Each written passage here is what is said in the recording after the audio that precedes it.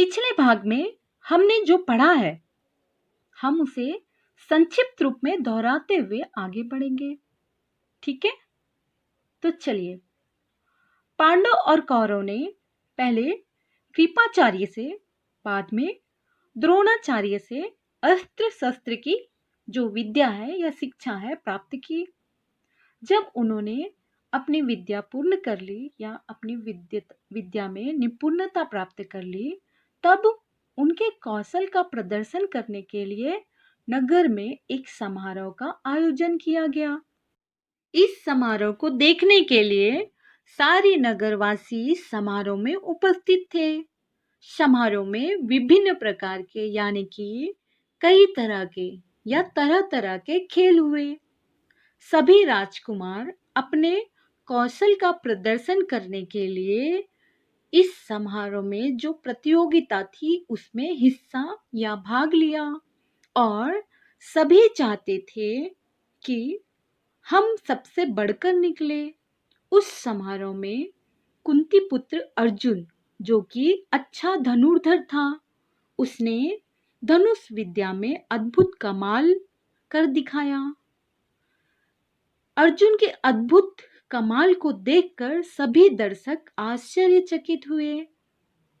खेल चल ही रहा था कि समारोह के रंगभूमि जहां कौशल का प्रदर्शन किया जा रहा था, वहां एक रोबीला तेजवान नौजवान जो कि अधिरथ का पुत्र था, उस पुत्र का क्या नाम था?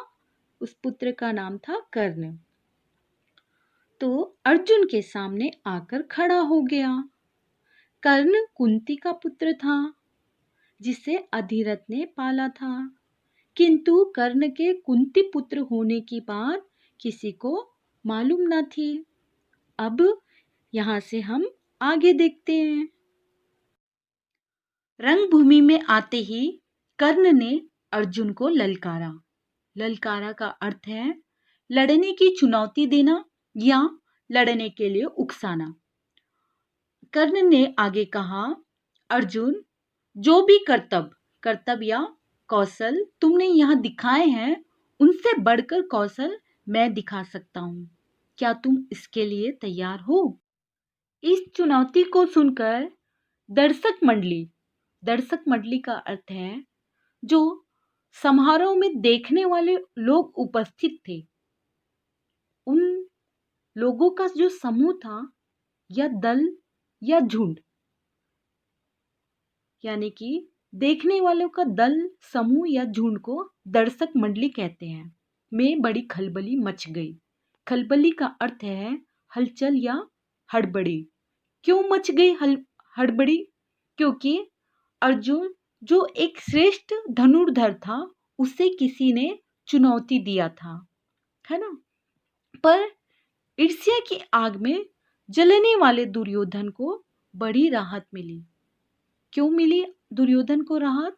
क्योंकि दुर्योधन पांडव से नफरत करते थे, उनसे जलन की भावना रखते थे उनमें। तो ईर्ष्या की जलन की आग से जलने के कारण उन्हें बड़ी राहत मिली। क्यों? क्योंकि अर्जुन को चुनौती देने के लिए समारोह में, उस रंगभूमि में कोई आ खड़ा हुआ था, और वह देखकर दुर्योधन को बड़ा आराम या चैन या सुकून मिला। वह बहुत प्रसन्न था। उसने तपाक से कर्ण का स्वागत किया। तपाक से यानी कि जोश, आवेग या उत्साहपूर्वक प्रेम से स्वागत किया, और उसने कर्ण को छाती से लगाकर यानी सीने से लगाकर पूछा कि वह उसके लिए क्या कर सकता है। दुर्योधन के द्वारा पूछे जाने पर कर्ण ने प्रति उत्तर में कहा, राजन, मैं अर्जुन से द्वंद्व युद्ध और आपसे मित्रता करना चाहता हूँ। द्वंद्व युद्ध यानी दो व्यक्तियों के बीच होने वाली मारपीट या लड़ाई या किसी प्रकार का संघर्ष, और मित्रता यानी दोस्ती करना चाहता हूँ। कर्ण की चुनौती सुनकर अर्जुन तेज में आ गया। तेज यानी आवेशपूर्ण क्रोध में आना। वह बोला, कर्ण सभा में जो भी बिना बुलाए आते हैं और बिना बोले या बिना किसी के पूछे बोलते हैं, वह निंदा के योग्य होते हैं। यानी कि निंदा यानी बुराई करने लायक, है ना। योग्य यानी लायक या काबिल। तेज यानी आवेशपूर्ण क्रोध में आना। ठीक है। तब कर्ण ने अर्जुन के प्रति उत्तर में कहा कि यह उत्सव केवल तुम्हारे लिए नहीं मनाया जा रहा है।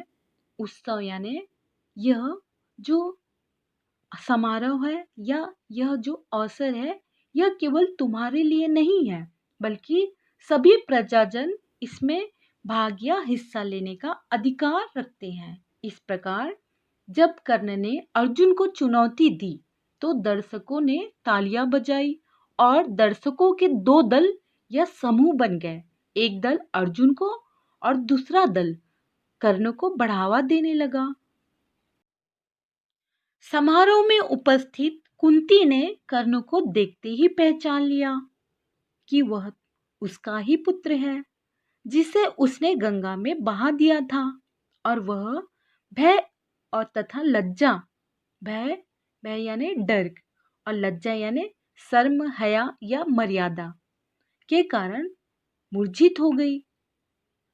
मूर्छित यानी बेहोश की अवस्था या अचेतन, जिसे हम अनकॉन्शियस भी कह सकते हैं। तब विदुर ने दासियों को बुलाकर कुंती को चेत में लाया। चेत में लाया मतलब होश में लाया, है ना, या उन्हें जगाया या उन्हें कॉन्शियस अवस्था में लाया, है ना।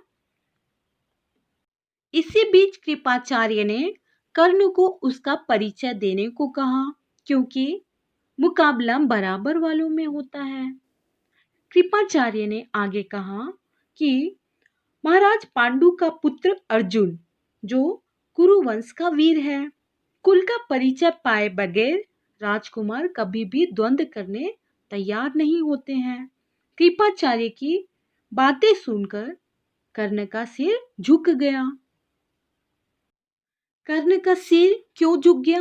क्योंकि कर्ण कोई राजकुमार नहीं था और ना ही कुल के आधार पर वह अर्जुन के बराबर था। कर्ण को इस तरह देखकर दुर्योधन उठ खड़ा हुआ और बोला, अगर बराबरी की बात है तो मैं आज ही कर्ण को अंग देश का राजा बनाता हूँ।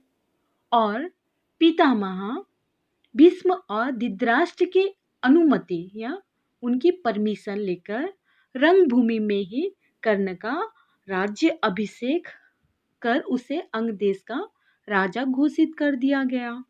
राज्य अभिषेक यानी राज्य गद्दी में बैठने की एक रीति,